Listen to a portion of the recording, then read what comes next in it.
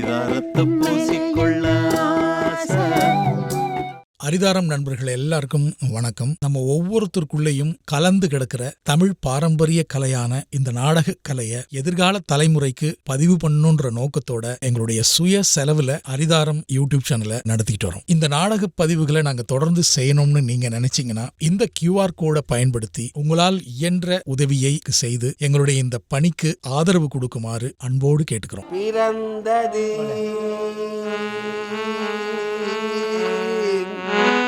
நான் பிறந்தது மண்மேல் இறப்பதற்கென்றே பேசிடும்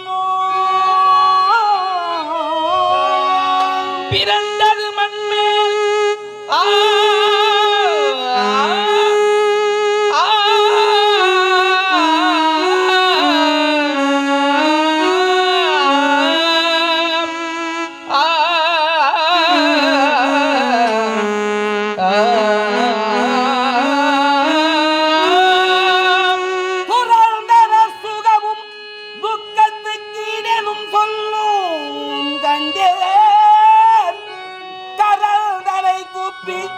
சுடலையை காக்க கனிவு கொண்டே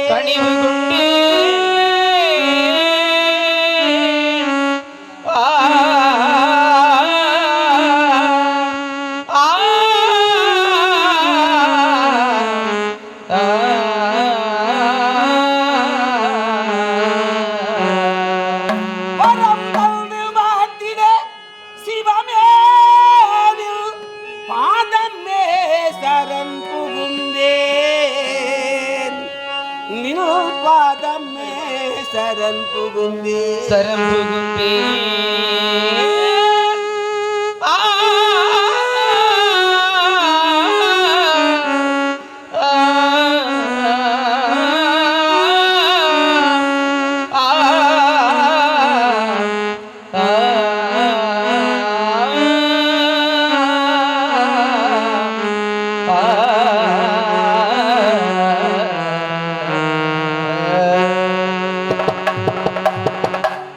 விஸ்வநாதா, அஞ்சாதே ஹரிச்சந்திரா என்று எனக்கு நீ ஆறுதல் சொல்லு. எருதுவின் வாகனமாக மீதேறி ஒரு பக்கம் வேலவனும் விநாயகனும் மற்றொரு பக்கத்திலே உமையவளும் எதிரே தோன்றி அஞ்சாதே என்று எனக்கு நீ ஆறுதல் சொல்லு. எப்பொழுது ஓடி வருவாயோ?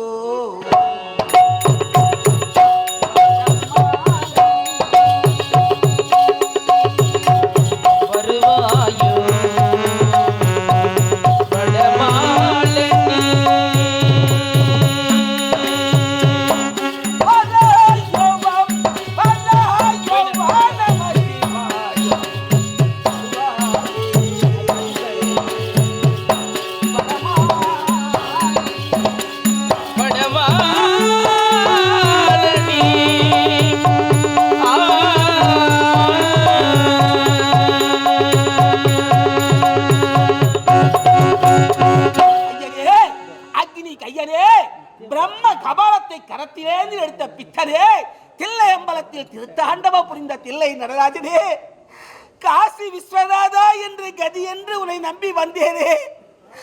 என் மனைவி மக்களை இந்த பிரியும் நேரம் வந்து விட்டதே.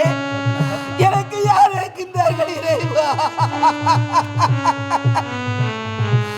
கணவனுடைய வாக்கு பொய்க்க கூடாது என்பதற்காக சத்தியத்தை நிலைநாட்ட வேண்டும், உத்தமராக நமது கணவன் இருக்க வேண்டும் என்று கருதி என் மனைவி தன்னை தானே அனுப்பிவிடுத்திக் கொண்டாரே. கற்பிலே உயர்ந்தவளாக தேடக்கூடிய என் மனைவி எனக்கு கொடுத்த வாக்கு வேதனை. ஆனாலும் விதி வழியே சென்று என்னை வித்தாகிலும் கொடுங்கள் அத்தான் என்று கூறி கதறினாலே. இந்த பாவத்தை செய்த இந்த பாவி சண்டாளன் நான் ஏன் உயிரோடு இருக்க வேண்டும் இறைவா? இத்தனை சோதனைகள் தந்த போதும் என் மீது கருணையை கொள்ளாமல் என் முன்பாக நீ வருகே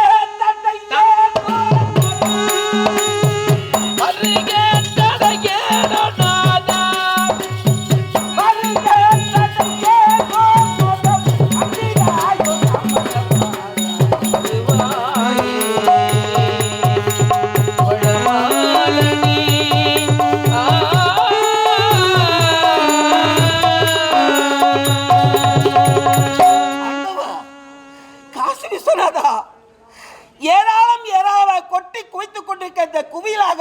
குவியல்கள். என்னை அடிமை கொண்ட வீரவாகு கால்பணம் முழத்துண்டு வாக்கரிசியை பெற்றுத்தான் தகன பிரயோகம் செய்யப்பட வேண்டும் என்று கட்டளை பிறப்பித்து விட்டார். அதன் காரணமாக ஒரு யோசனை விஸ்திரமுள்ள மையானத்திலே நான் காவலாக இருக்கின்றேனே ஈசா. உனக்கு கண் என்பதே பிறக்கவில்லையா? நீ தேவரெல்லாம் எத்தனையோ திருவிளையாடலாம் செய்து மன வைத்தேன். ஒரு நேரத்திலே நீ மரளி தன்னை உதைத்தப்பா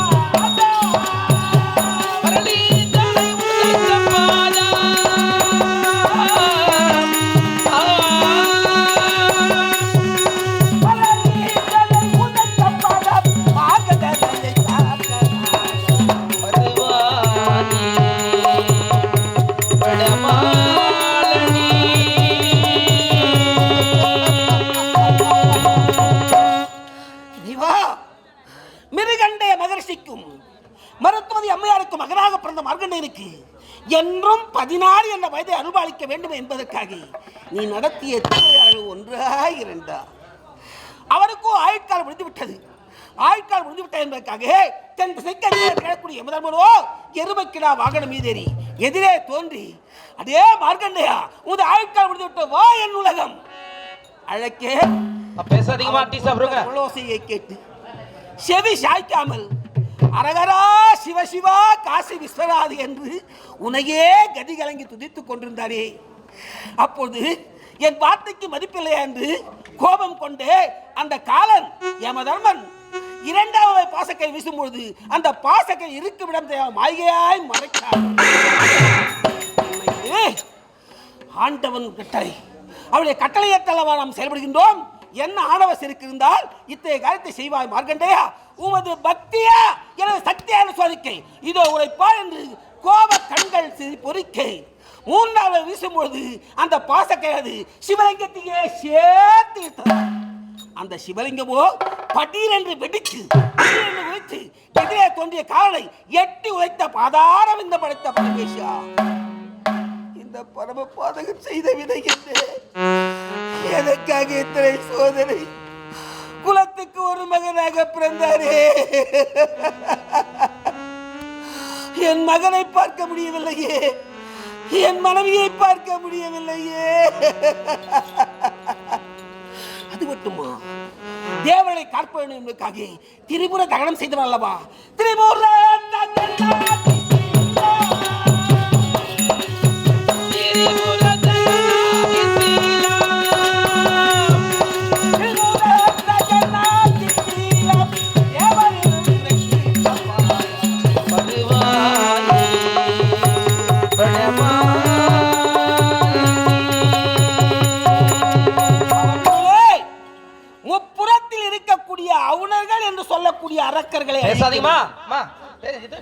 தேவனுடைய குறை தீர்க்கப்பட வேண்டும்.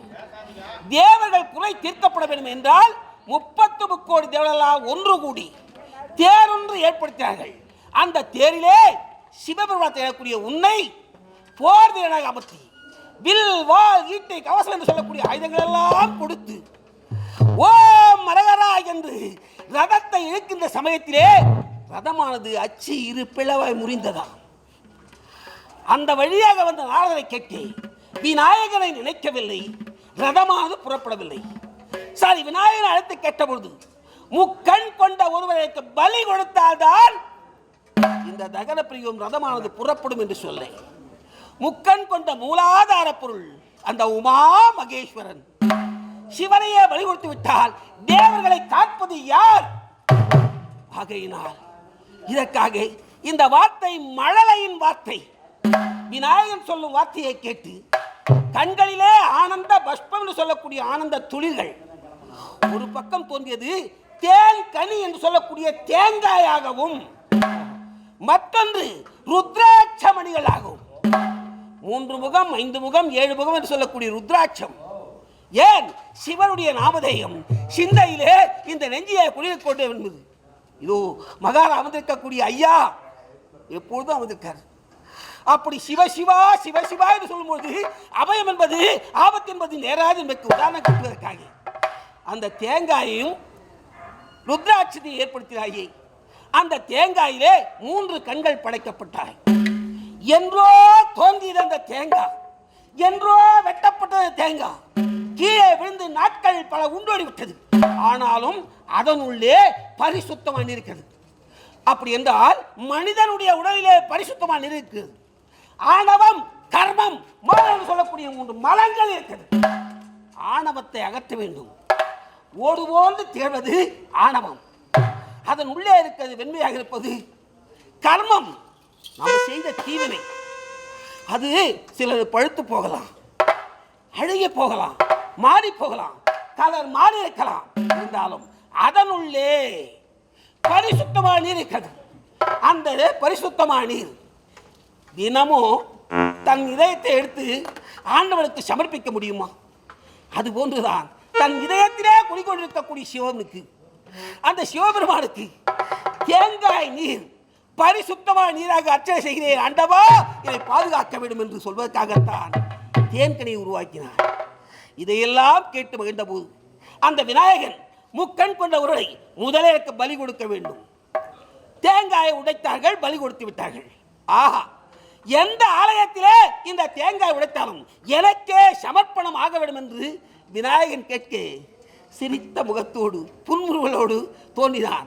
அப்படி அச்சு இரு பிளவாய் முறிந்த இடம் அருகே மதுராந்தத்துக்கு பக்கத்தில் இருக்கிறதே, மருவத்தூர் பக்கத்திலே அச்சு இரு பாக்கம்.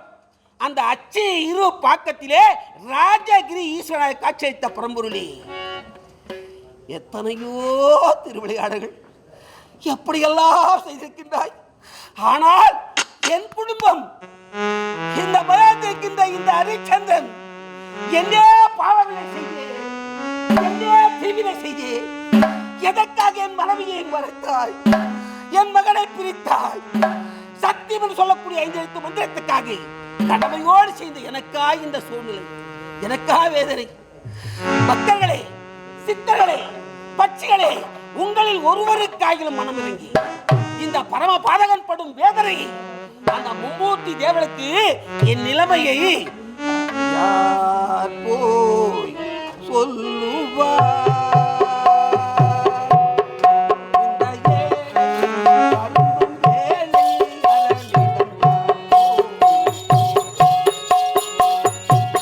யார் போய் சொல்லுவார்? அரணை நாடி யார் சொல்லுவார்?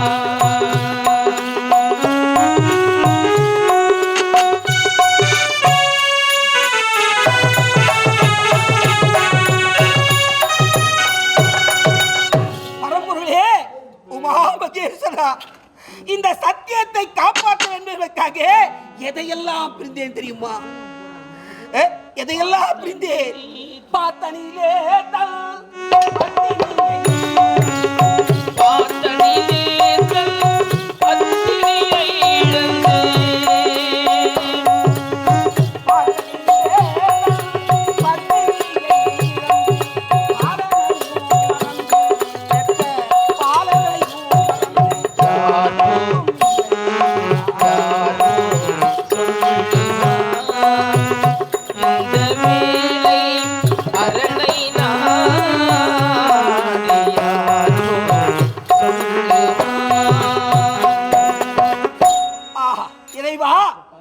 முன் செய்த வினையின் காரணமாகத்தான் இந்த வினை நடந்தது என்று பாமர மக்கள் எல்லாம் சொல்வார்களே, அதுதான் உண்மையா?